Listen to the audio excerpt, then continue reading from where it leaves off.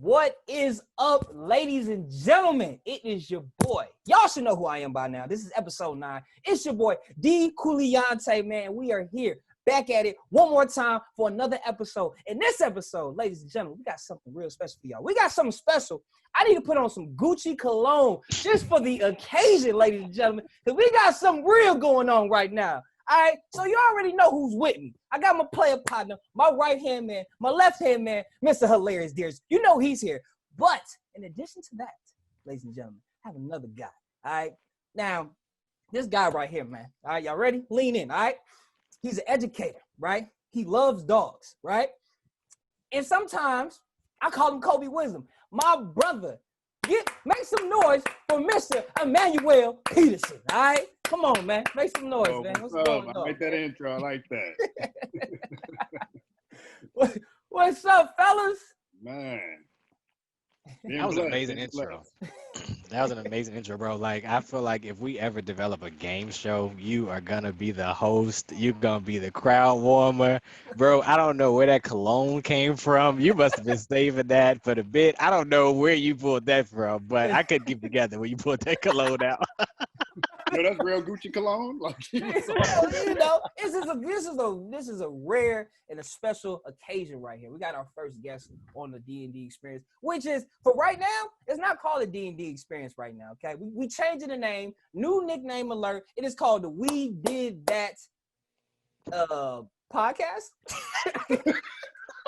Yo, we did that. We did that podcast because. We did that. New nickname alert right now. Episode 9, man. All right. All right, fellas, man. Darius. Yes, sir. How are you doing today, brother? Man, I'm doing pretty good. I'm glad we got our first guest on the podcast. It's been a long time in the making. I do have a question for our guests off the rip. What's up? Right? Okay.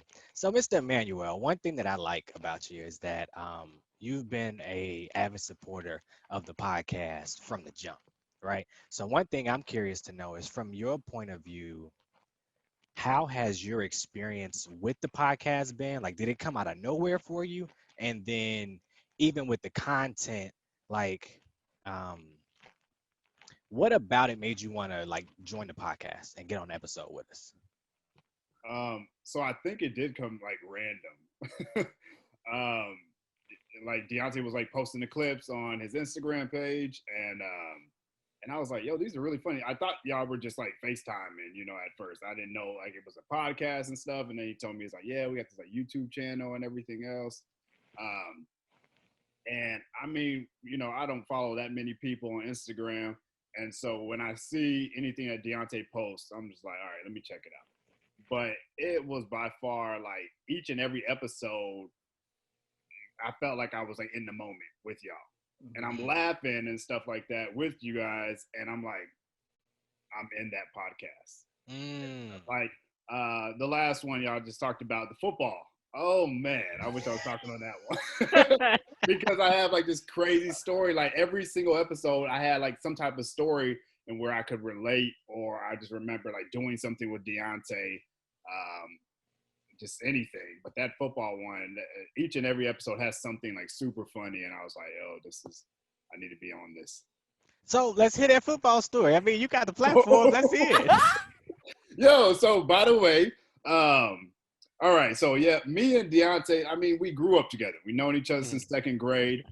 We played football in the streets on Green Lawn. Green Lawn. Oh, my bad. Put my hands down. Put my hands in my pocket. So, you know, we went to CD Folks Middle School, and we were out there, and we both made the B team. So we was the B team ballers. Ballers, man. So I never forget tryouts. Deontay has always been like faster than me, stronger than me. But when it came to football, I got the upper edge. They threw Deontay on defense. And I was like, all right, cool. I never forget, me and Deontay never took football seriously. We just did it because they said, if you want to play basketball, you have to play football. Oh, so, dang. I mean, we were just like, I guess. So we were out there. We had our helmets on and, you know, picking up pieces of grass, shoving it into like the little hole, like laughing the whole time, making fun of people. And then like the coaches would be all like, hey, y'all two, get in there. I'm like, wait, what? So one time I did a drill really well, and the coach was like, hey, we're going to put you at running back. So I was like, all right, cool. So, I'm sitting behind the quarterback and stuff, and they call the play. Deontay's the middle linebacker on defense. Uh-oh. So I get the ball, I tuck it, and I'm ready to go. I hit the hole, and I'm about to take off. I see Deontay, and I was like, I'm gone. I take off, and out of nowhere, I trip. And I, roll on the ground, for another 10 yards. I look up, and it's Deontay. I was like, what? But I didn't trip over anything. He grabbed my ankle. Can you do that in football? Yeah, it's legal. Guess so. All I remember is he didn't tackle me. He grabbed my ankle. He was like, come here. And I was like, whoa. I never forget that. And I looked up, and he was just laughing. I was like, God. You didn't even attempt to tackle me. You grabbed. Friends don't tackle friends. We grab ankles. Oh, man. So that's a funny story. All right, so Meg, I got a question for you. So in the last podcast, we were talking about sports too. But one thing for me that I touched on is that I don't compete for the sake of winning, right? I compete especially if I'm competing with Deontay, it's to shut him up. Because when he gets going, he can just talk trash like nobody else. Like you said, he does have some athletic advantages, just depending on the nature of it or whatever, the nature of the sport or whatever. So from your point of view, how has your trash talking experience with him? Do y'all both go back and forth, or what's that dynamic like? I think when we were younger, he definitely had the upper edge on me. I think so put it like this, it's kind of like Jordan and LeBron. Deontay was just more athletic than me. He was LeBron James, but I had better skills. So I was Jordan. And then as we got older, we took I think I would say freshman year was the determinant factor. We played sports together our entire lives, and freshman year we the only two that made the basketball team and stuff. So I think then is when I just hit my growth spurt and then just took off. And all I remember is maybe 2010 or maybe 2009, we would play these annual one-on-one games. And we kept record of it. And I was just killing Deontay. Oh, I okay. killed him. Okay. Can I step in? Can I step in? All right. Now I will say this. There was an era where my brother dominated. Because he was just taller, and he was really skilled around the rim, and he could dunk. So it was just some things he was just a little bit better than me in. But, But I had to get back at Deontay. Let me tell you this. So come, I want to say 2010, Deontay, like I said, he was just more athletic than everybody. He could lock you up on defense. He could, he was a one-man fast break. He might blow the layup, but oh my don't get down there, right? Blow the hole. He's the only guy that I know that would go do a layup if he were Jordan dunking the ball. And it would irritate us because he would miss the layup. And you would just be all like, yo, what is going on, man? Just make the layup, son. He didn't do that. He would, Jordan, I'm like, bro, what? So I couldn't lock in back then in 2010. I was just so silly. I couldn't lock in. Man was so focused. He was like, I got to get this, man. I got to get this done. Man would play in different gyms and stuff, so he was just real, he picked up a lot of things along the way versus me. I was very, still playing at the same rec, still playing with the same cats, so I just was very silly. Yeah, and I don't know. I guess as I got older, my competitive edge came out and stuff, and then like you said, friends don't tackle friends. But on the basketball court, Deontay, he has that trash talking ability, so he was calling me out all the time. We would play one-on-one, and Deontay would literally he would dribble the ball up and around the three-point line. Mm-hmm. And I'm like, we need a shot clock. Ridiculous. We need a shot clock. And he was like, oh, you're not getting the ball and stuff. He's like, I'm going to wear you out. He was trying to like a mental game. And I'm like, what is this? So there's one time playing a half-court game with some other guys at the recreation center. And I'm at the three-point line. and I look like I'm about to shoot it, and there's nobody, like everybody just faces the rim, and they're like going for the rebound, and Deontay turns around, and I'm like, I'm about to go dunk it. So I just go in, I drive in, and boom! I dunked right on Deontay, and then he was like, man, I thought he was cool, and Deontay like ducks and just like runs away and stuff. Hey, that's memories, brother. Memories, all right? Memories. Like legendary. Legendary. That just goes to show how long we've been homies, man. We can take it back 10 years ago. The cool part that I like is that you guys have a friendship that, like you said, you guys have been friends since second grade, and you have developed as men together. You know what I mean? And when I met both of you guys, we were in our college years. So by the time when we had met, we were all pretty much grown men, but we were still helping each other advance through whatever chapter of life that we were in. So that's what I like about this whole kind of podcast, and just this opportunity to get a chance to have a platform to discuss this type of stuff, which is just really cool to see and to hear stories that I've never heard before, you know, especially to hear from Emmanuel's point of view. Yeah. So I do want to ask Brother Ellison, so we got Thanksgiving coming up, right? Thanksgiving's around the corner, and I know you had some thoughts on Thanksgiving. You mind filling the audience on some of your thoughts? Yeah. So there is this menu that's been around since the Penguins. No, not the Penguins. The Pilgrims and the Native Americans. It's been the same menu. Like, I don't know who. Thanksgiving. I don't know who made this menu, but it's filled with. We're not eating turkey. We eat a penguin, son. Penguins. Somebody please pass the penguin. Yo, who carving a penguin this year, man? Okay. But okay, y'all got me. But all I'm saying is that there is this same, you know what I'm saying, menu that the whole United States follows, all right? Turkey dressing, you know what I'm saying? Your favorite size, depending on what culture you come from. Some people do green bean casserole, some people do greens. You know what I'm saying? Depending on what culture you come from.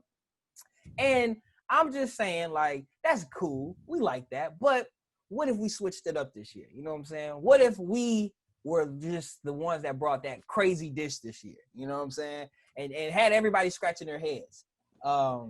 I tried to do this one time, a few years back. I said, you know what, this year, bringing an avocado salad to the party, you know, and it was like a hit or miss, you know what I'm saying? My uncles and aunts was like, okay, I'll put something on my plate, but my cousins and my homeboy was like, don't ever do this again, you know what I'm saying? It was a mixed review, you know what I'm saying? If this was Yelp, I don't know if I would have got 5 stars, because it was such a mixed review. But I was thinking about, like, what would be, if this was like something that we wanted to do, what would be like the craziest dish you think that would get the craziest reaction? You know what I'm saying? Kind of a weird question, but you know, what is something you think would just shake things up for Thanksgiving? Oh, you got any suggestions, Emmanuel? I got to think about that for a second. I got to think about it too. I'm thinking like just something out of the norm, you know, something out of the traditional, you know, Thanksgiving meal, like,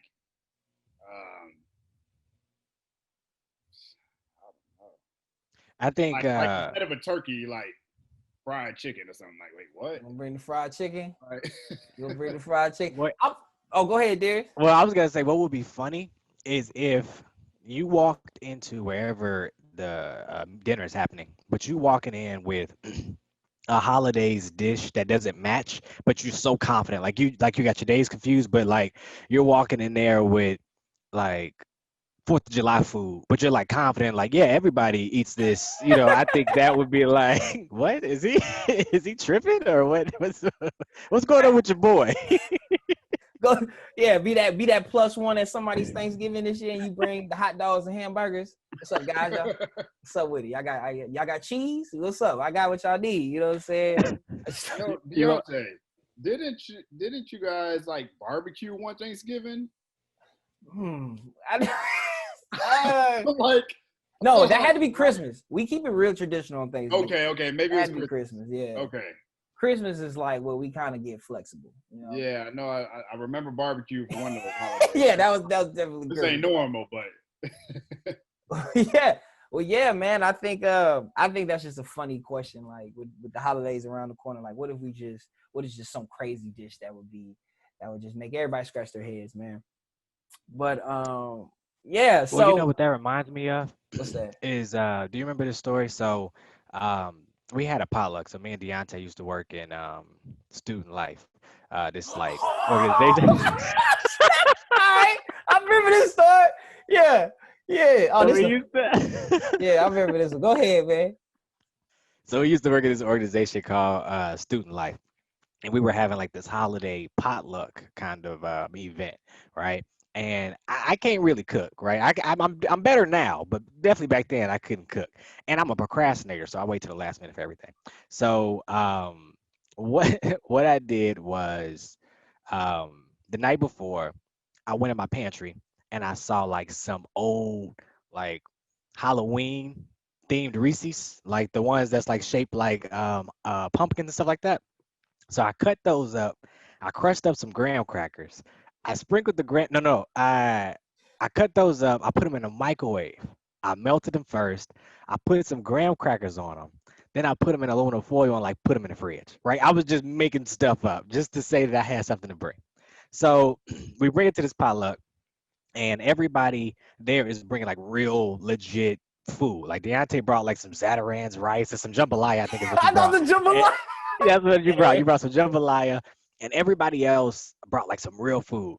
But nobody knew what I brought, and it was like this big secret.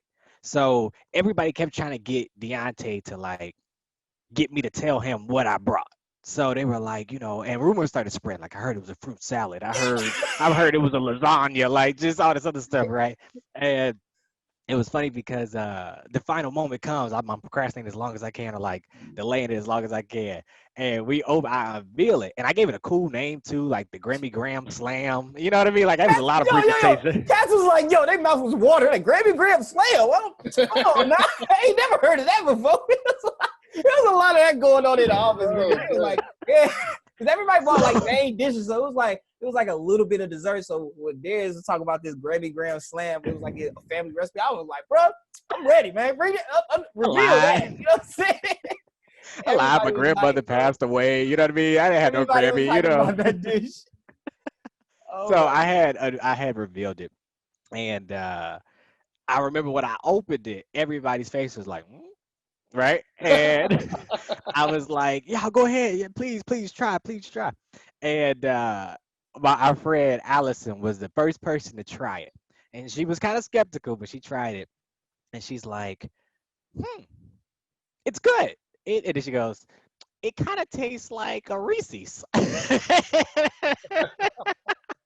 And I still think she was the only person that like tried it or whatever. But what was funny is just that it was a Reese's. It was just a melted Reese's with graham crackers on top. But I came up with this whole story, and anytime there's like a potluck at work, I'd be thinking about that, and I'd be like, yeah, I don't. I do the drinks. I'll bring the drinks. I'm gonna play it safe. Yeah. So Yeah. you know what I'm saying? So to the audience out there, you know what I'm saying? Take heed of this story, you know what I'm saying? And flip the script on y'all family this year. You know what I'm saying? Bring something off the wall, man. That's hilarious. But oh, Emmanuel, what's your go-to dish at a potluck? What you bringing? Um, Good question. Don't know. I know for Thanksgiving though. Every year I generally make a pineapple upside down cake. Mhm. It's like my little signature. I like desserts. I got a sweet tooth, so So you like the Grammy Graham Slam? I don't know. I don't know. It sounds like toppings of like ice cream at Amy's Ice Cream or something. Like it needs to be crushed in or something. I'm like, definitely sounds like like a flavor of ice cream. That's hilarious. Um, but yeah, so I do the pineapple upside down cake. But my family, we're all kind of scattered all over the place right now, and it's 2020 has been like a huge transition. I was supposed to be hosting Thanksgiving, but I'm not right now, so I ain't put too much thought into it. Okay. Okay. So you also got some other exciting news that I'm excited to talk about is you're in the process of having a home built from the ground, which I think is pretty cool because outside of our group of friends, we have another friend that purchased a house not too long ago. The one that tried the Graham Slam. She bought a house and did a housewarming party a couple years ago. But you're kind of the first person in our group that I know is kind of having one built from the ground. Could you give insight to our audience about kind of what that process has been like for you? Ooh, it's been a process. um, well, I love the real estate industry. I've always, since a child, been like the little Bob the Builder of the family and stuff. So I always told myself, especially when I got older, I binge watch HGTV and Flip or Flop or all those like home networks, and I was like, okay, I'm gonna buy an older home and fix it up. But moving to Houston last year, I was like, I don't think so. These houses, a lot of them flooded during Hurricane Harvey, and I was Mhm. just like, it just seemed like too much of a rehab process. Um, so I was trying to buy a house, and I found a realtor on Facebook actually, and she's from Chicago. So but I found that realtor and she kind of walked me through the process. And then she was like throwing some numbers and like, different types of houses that we can go look at. And then it was like houses like, she was saying like, hey, well, I got this house over here for like $300,000. I was like, whoa, want that bill? Like, definitely out of my budget. Like, so, but I told her I'm really picky. And so I decided to find a builder. There's a lot of builders in Houston. And so I found a builder and we were working on that whole process, but um, signed the contract February of 2020. And she's, my realtor is phenomenal. She's been walking me through the process. You have to put like earnest money down to kind of secure the house. Um, and then you sign this like lengthy, like, contract and everything. And then the builder, they like, submitted these plans to the city and, we just customized the house exactly how I wanted it to my liking, even to like the details of like the insulation in the walls. That's cool. So it was awesome. And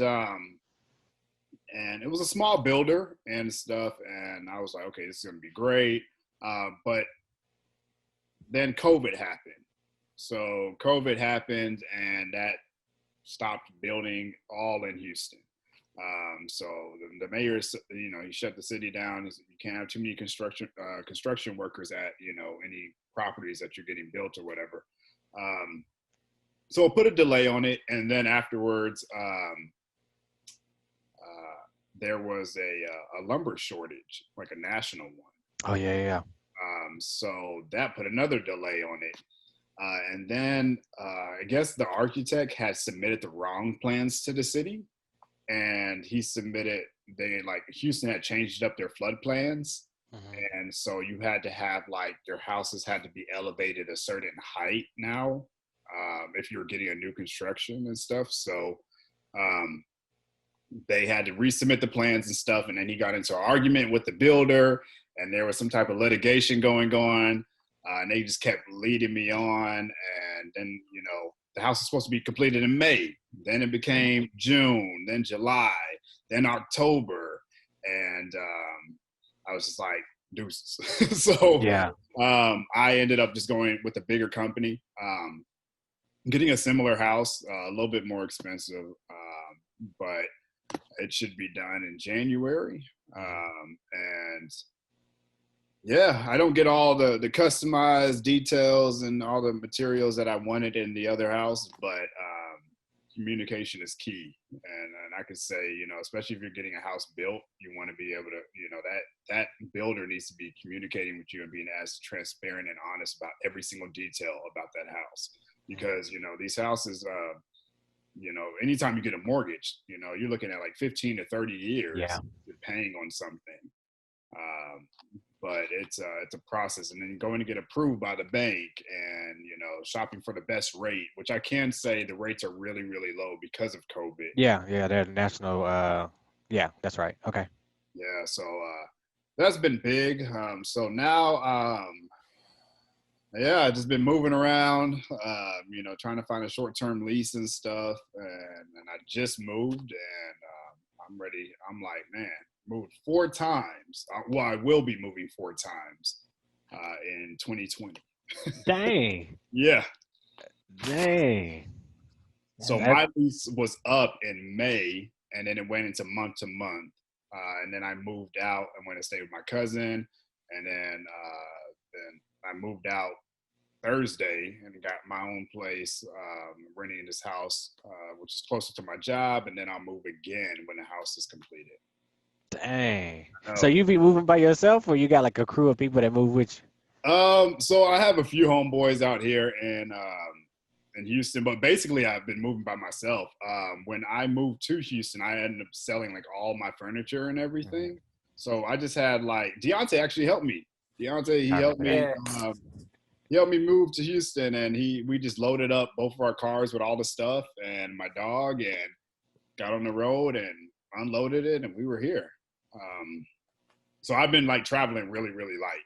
Yeah. So I haven't had too much of anything, but now getting this short-term rental, this house, I had to go buy furniture, and Mhm. so got a U-Haul, and I had one friend, and we just knocked it out, got the U-Haul, and just did everything. Well, we moved all the major furniture this past Sunday.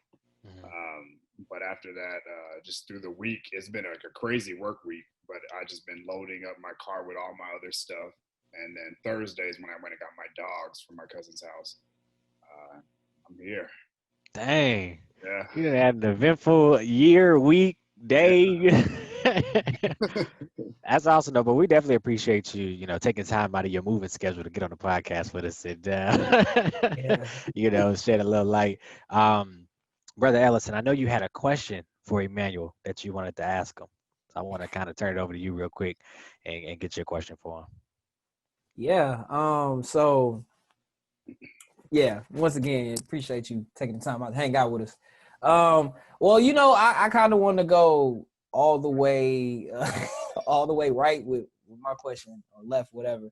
But it kind of goes along the lines of like this idea of like expectation and reality and things like that. Sometimes like we can be kind of so uh, this bulletproof American dream. Like, okay, you start here, you know what I'm saying? You go through this, and then you eventually get here. So like, I kind of want to have a little fun and kind of talk about college a little bit, and because I think one thing we all three have in common is like we all kind of went to these universities as like transfer students.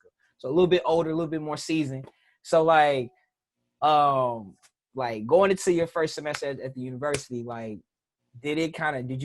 was it everything you kind of thought it would be as far as like the college lifestyle, like you kind of being established and things like that? So I kind of want to hear your thoughts on that, and I kind of want to hear Darius's thoughts too a little bit. You know what I'm saying? But I'm gonna give you the floor first, Mr. P, Master Okay. P. Well, yeah, college has been wild. So I guess to backtrack, I was in East Chicago at the time. I got my second acceptance letter to University of Houston, because I was supposed to go when I graduated from high school, but I didn't. And so I got the letter, and my dad like taped it up on my door, and I was like, my nerves and stuff like that, and I was like, man, I got to drive from Chicago down to Texas, and but I spent probably a year in preparing for that move. So I drove down.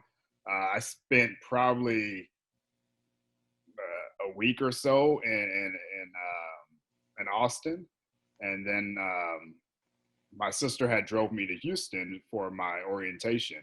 Um, that's kind of where it hit home. It was just like, okay, this is a real deal. I just remember I met this little Asian cat. He was on campus, and he was like following me along during orientation. I was like, yo, who is this guy? You know, he's asking me all these questions. I'm like, dude, I know as much as you, you know. But he had transferred from Baylor University. And I was telling him, I was like, yeah, man, I play basketball and this, and that. And it was pretty cool. And we, you know, it was a general like tour of the campus and everything. And then we had to go like register for classes in our like specific schools within the university. And that's when I was like, okay, this might not be for me. Because I was trying to be, well, basically I want to be a biology major. But they had me in like education or something like that. And so when I went to go meet with my advisor, I was like, I'm not being in education. I was supposed to be in biology. And she was like straight up like, well, bye. And I was like, what? Oh, damn. So she told me bye. And I was like, she's like, here's the biology, you know, building. So I went over there. And then, you know, I got into the biology program, but I ended up switching back and stuff. But going to that, you know, University of Houston, it was amazing. And I still remember my first night. I remember moving into the dorms. My sister and my nephew helped me move in, and it was pretty wild. But it's like almost like you're on an island full of strangers. Yeah. Like you don't know anyone. I didn't know a single person. And then so I just threw myself out there. I went to the rec. I went to the dining hall. I started talking to people. You just have to be friendly. Yeah. When I went to the rec, I was playing basketball, and I met this guy. And next thing you know, I was at a party week 2, you know, and turning up on campus. And then I could say by the time I graduated, I was a man. So I was mad sir. to me. I was the man. He was like this. He was like, what I can say is week 2, I was invited to a party. By my senior year, by the time I graduated, there was no limits. There was no limits for me. No limits, no ceiling, no nothing. No limit records. Master P. That's when I became Master P. That is funny, man. Mr.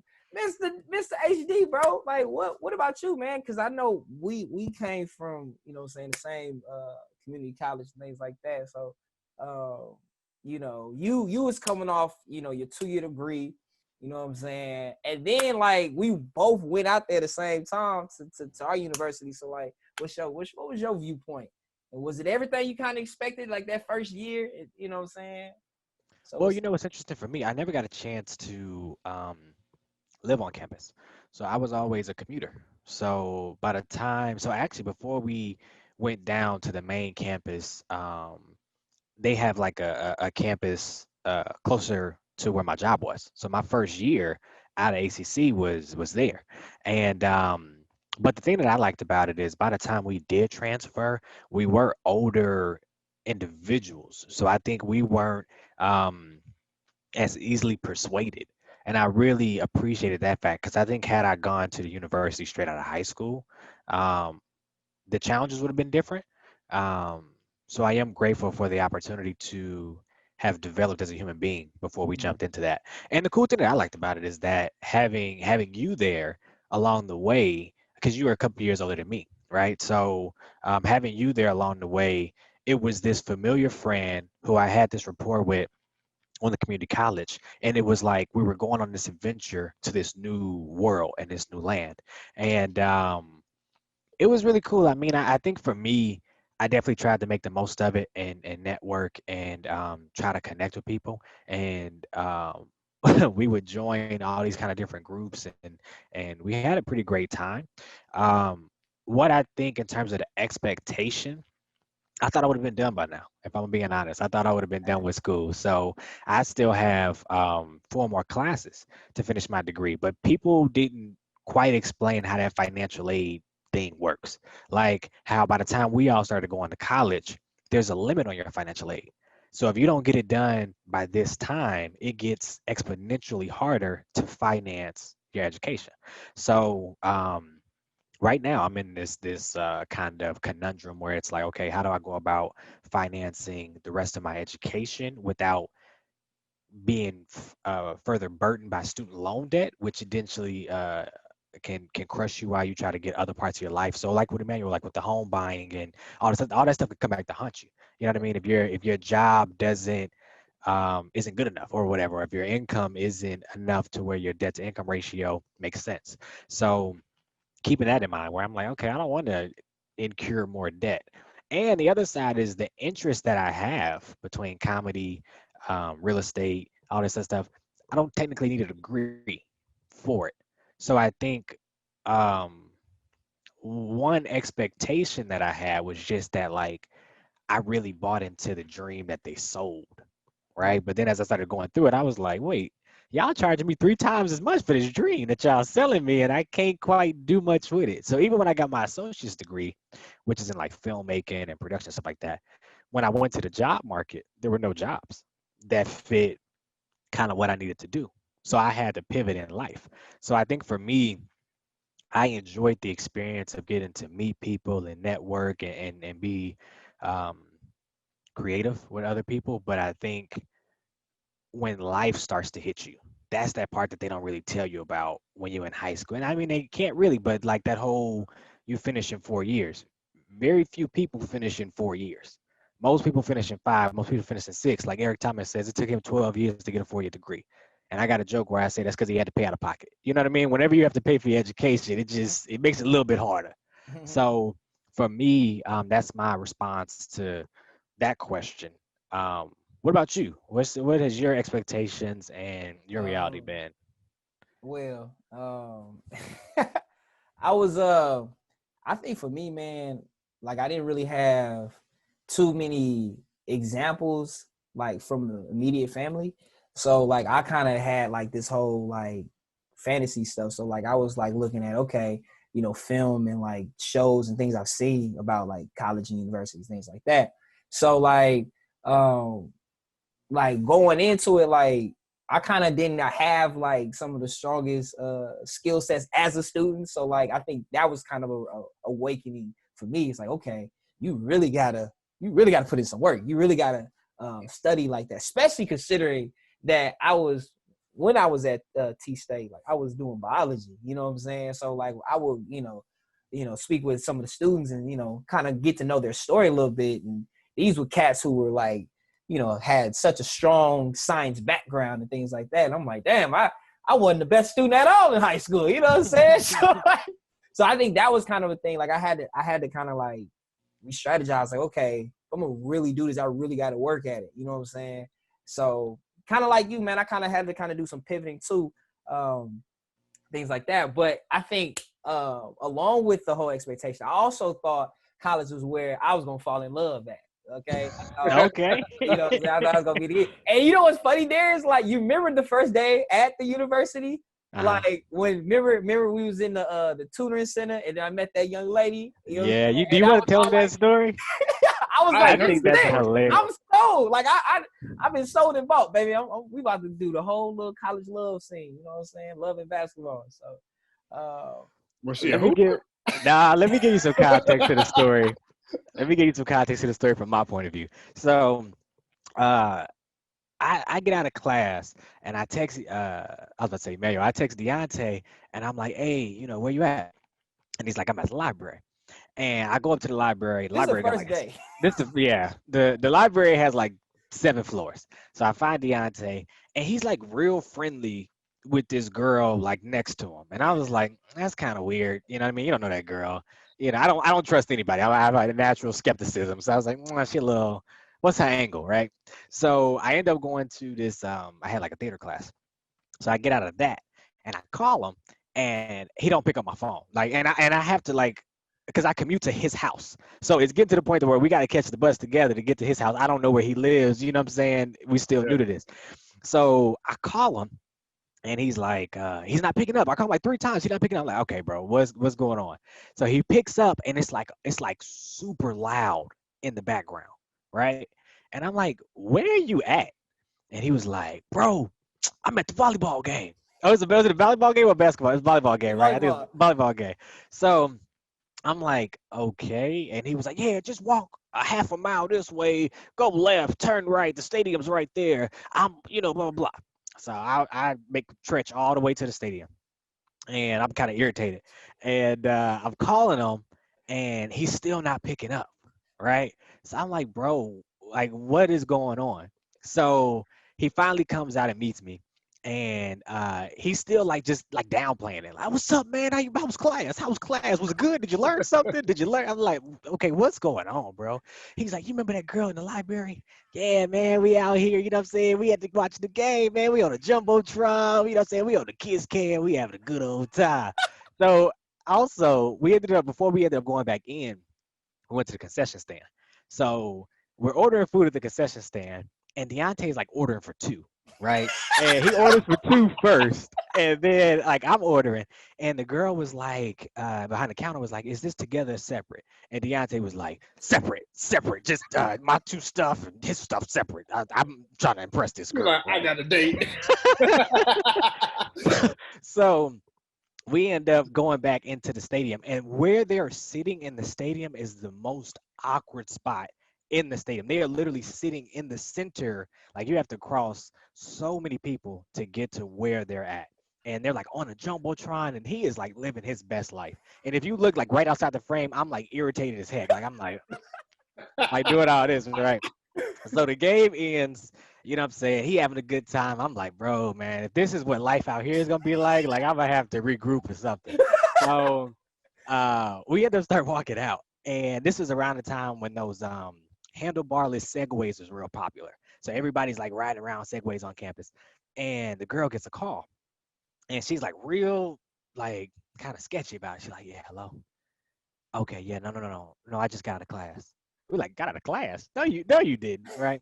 Whole time she was talking to her boyfriend on the phone. So Hey. I told Deontay, I said, bro, leave that girl alone for you get us both shot out here in this city that we don't belong in. You know what I mean? So that's what, Dude, and that she was got the you out of a whole date, volleyball game, First jumbotron, day on campus, I was and you like, bought her a pop. yeah, That's some I nachos. was sipping. I Yeah. was out here giving it. You can get whatever you like.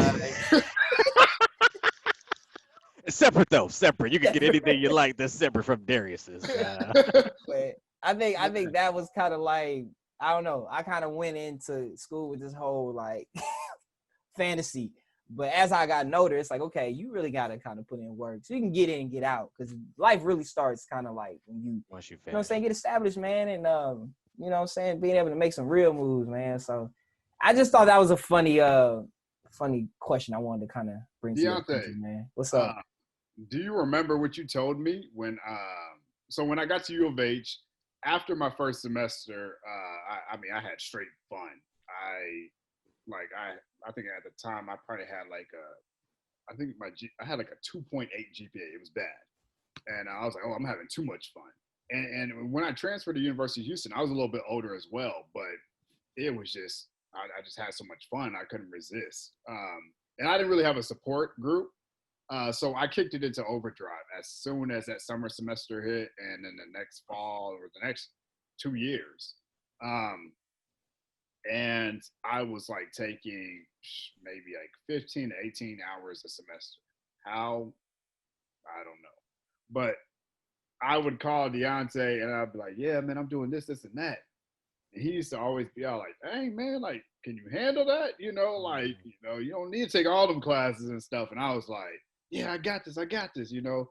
Um, but I to this day, and I tell my students this all the time, especially when I used to teach biology and anatomy and physiology at a high school. I would tell my students, like, Deontay told me this, he said, college is not a race, it's a marathon. Mm. And, you know, get through it, see it to the end, you know, and that's the objective of a marathon.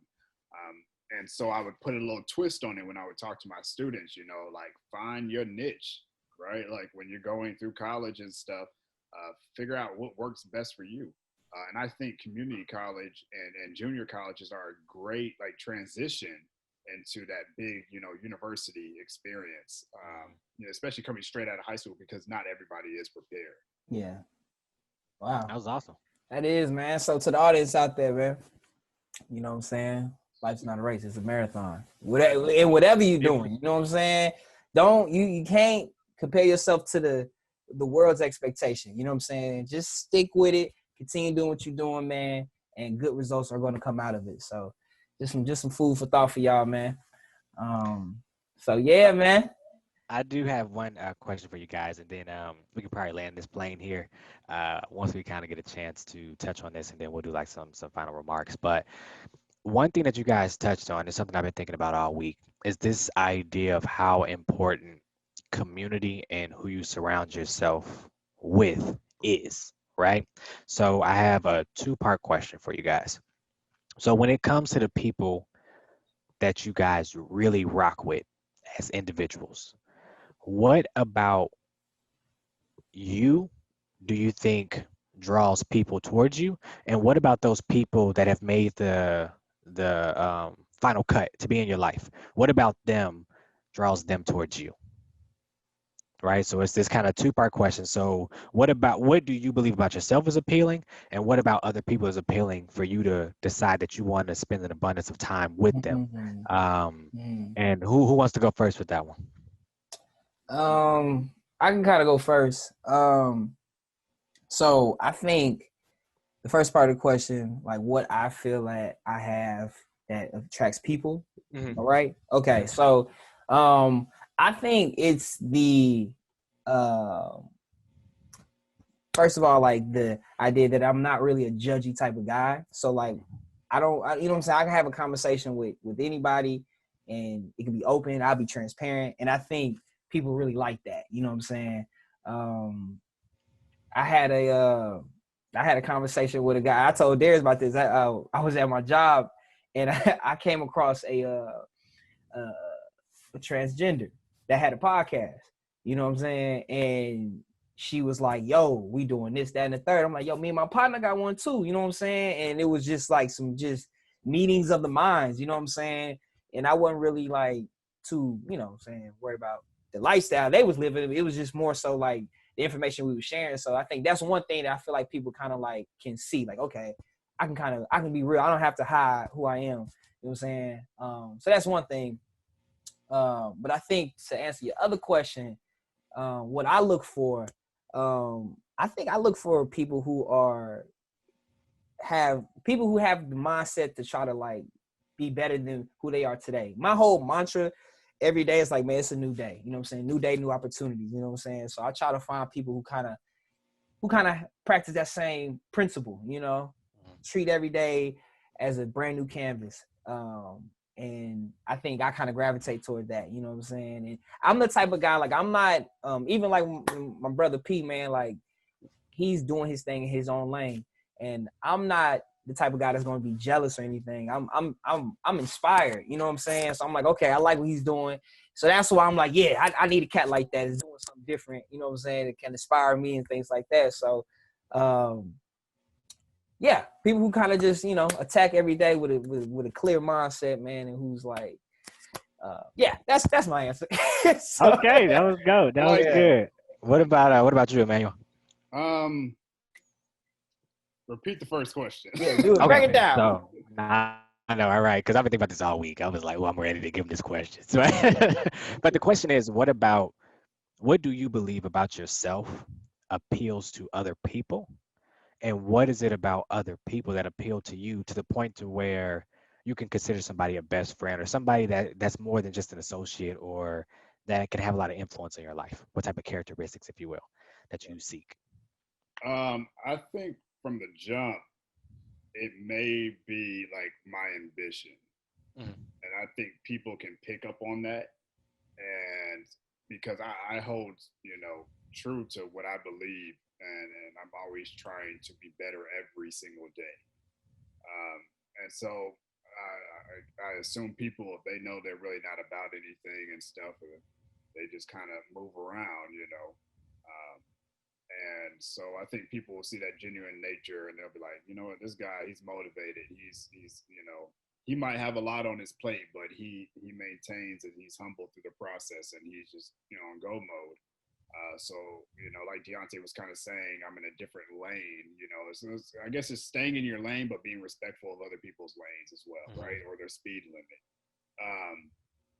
And then I guess, my groups, I mean, I try to embrace diversity. I have a huge diverse group of friends, but the ones that I keep close, I have a very small circle as well that I keep close, and those individuals are just genuine, just overall great human beings, and I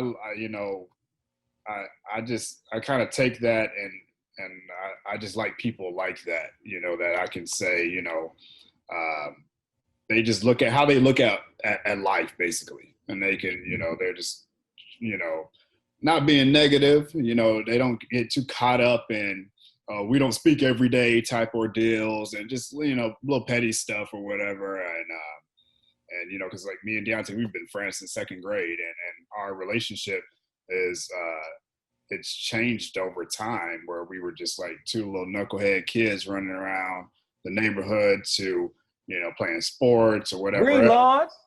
Green lawn. Finger. Hands in pockets. While and through high school and our early adolescent years, and then just now transitioning is like, man, this is manhood now, right? Like this is, and we're still on the same track because, me and Deontay, we actually grew up with a pretty big group of young men. And it's probably like 10, 11 of us. Dang, that's a big group. And I could say me and Deontay, probably the main two that stuck together, and, everybody just kind of went down their own lane and stuff. And it's nothing against them. It's just,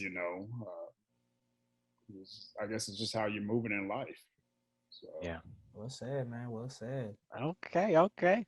Yeah, I think my answer to those questions would be, I think what appeals to other people about me, when they get a chance to talk to me. I think a lot of people, when they kind of see me, they'll come with certain expectations.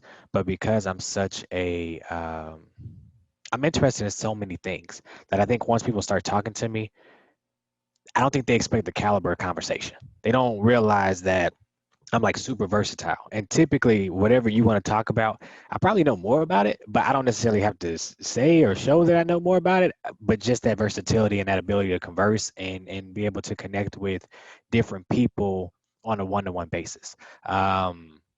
I think that's one thing that, and I also think like my even keel personality, like you don't really see me too high, you don't really see me too low for the most part. At least that's what I try to portray. But I think that's something that about me appeals to other people. And I think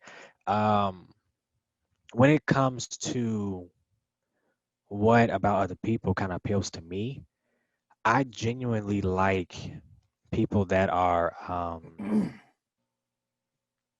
creative. I tend to like, and I think just kind of have like some sort of creative genius, and creativity can be shown in different ways, right? That can be athletic, that can be comedic, that can be in your ability to have a conversation. I tend to gravitate towards that because I feel like kindred spirits. Also, people that can, like you guys also mentioned, are focused on growth. I think my biggest fear is kind of being stuck where you are today forever. You know what I mean? And I think being able to purposely work towards growing. That's one beautiful thing I love about the podcast is the podcast in essence is really just like a time capsule. Like we'll be able to kind of look back on this from week to week to week to week or however long it takes and see how we've grown as men between we shot this and whatever the case may be. So for me, that's what I think draws the characteristics I like to see in people. So guys, this has been an amazing podcast. So I do, before we leave, I'm curious to know what takeaways you've had personally from this conversation, or what challenges you would like to give our audience coming up, or for the next week or so. So who wants to start this off? Don't duck down.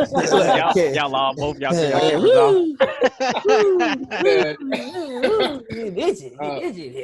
off. I'll take it. So a key takeaway, definitely enjoyed the conversation. A key takeaway. I mean, first of all, I just want to say it was great catching up with you guys. Some of them stories I haven't heard before. So those are, I mean, Deontay, you on campus first day, volleyball game, date. You know, that was hilarious. Separate. But to reflect, your stories, you guys, kind of brought me back down to earth. I've lately in my life, I've been living like such in the moment, and a little bit in the future as well, right? And I've just been just on go mode, and I'm just like, man, I was there. Your stories has made me like, okay, that college experience, right, and those expectations and everything else, and just and your friends, your close group of friends and everything. So it brought me back down to earth, and but you can't overlook the little things, and all of that is growth. Whether you're growing with your core group of friends, or you're growing from a college degree, or your education, or whatever it may be, or growing as men. That was the biggest thing. So I guess something the audience I want them to take away is I challenge the audience to reflect. Maybe it's a weekly reflection, maybe it's a daily reflection, but reflect often. Reflect on your life, reflect on the different aspects of your life, and don't overlook the subtle growth, because a lot of times we do, and we'll think that we're stagnant in life and we're not moving and it's just still water. But you can still see a growth with that little wave just trickles through the water and stuff. So that's what I got for the audience. That was poetic. Can I go next? That was poetic. Yeah, you go next, Deontay. I just want to say to the audience that I agree 100% with Emmanuel said, and that's also my rebuttal. I too second that. Nah, you can't get off that slick. I'm just going to. No, I think what he said was smooth, man. I think it's a key to.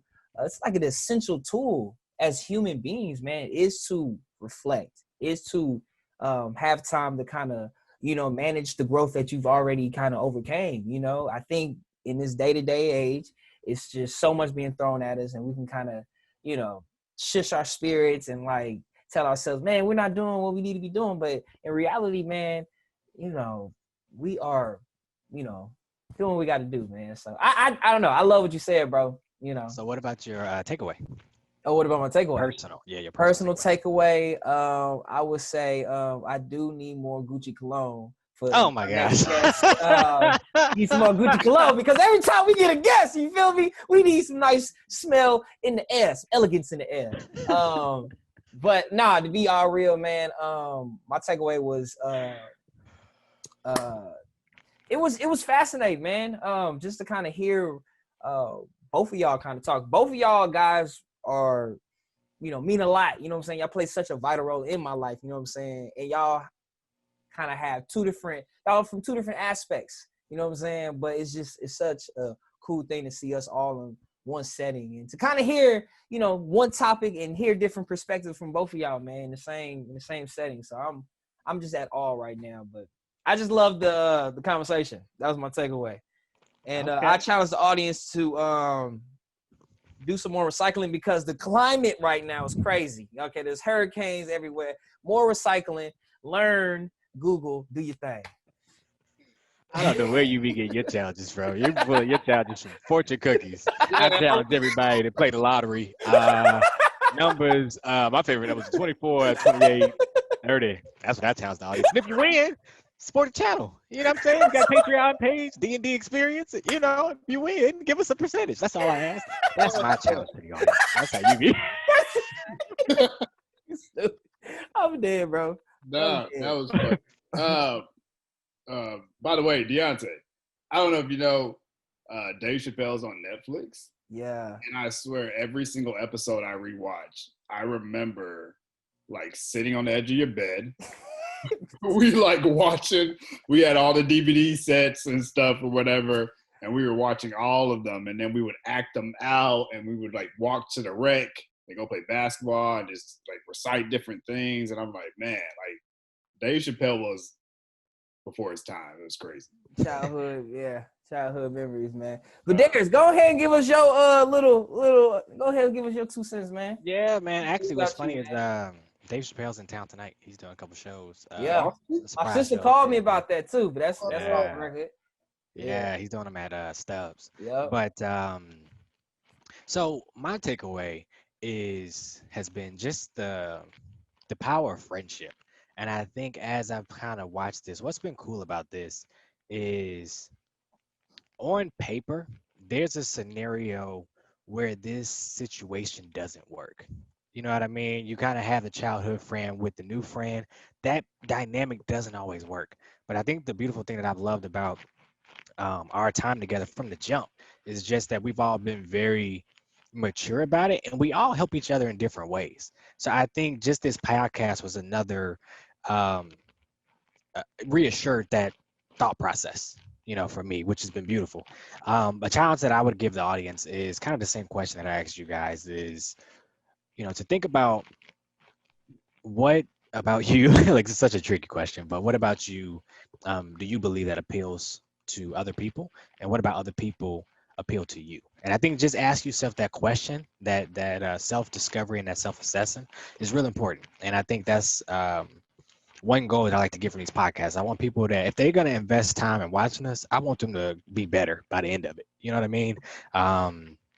So yeah, man, I think this has been an amazing episode. I want to thank our guest, Mr. Emmanuel, again for joining us. You know what I'm saying?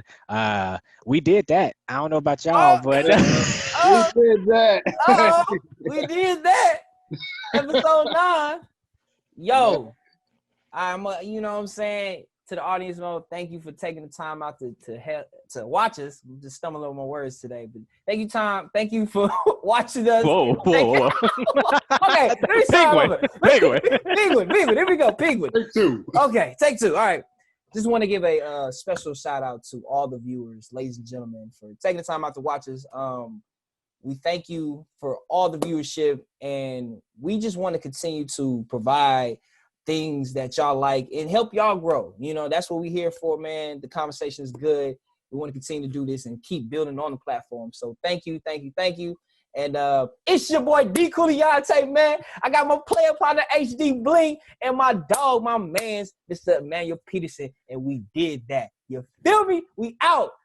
Hasta luego.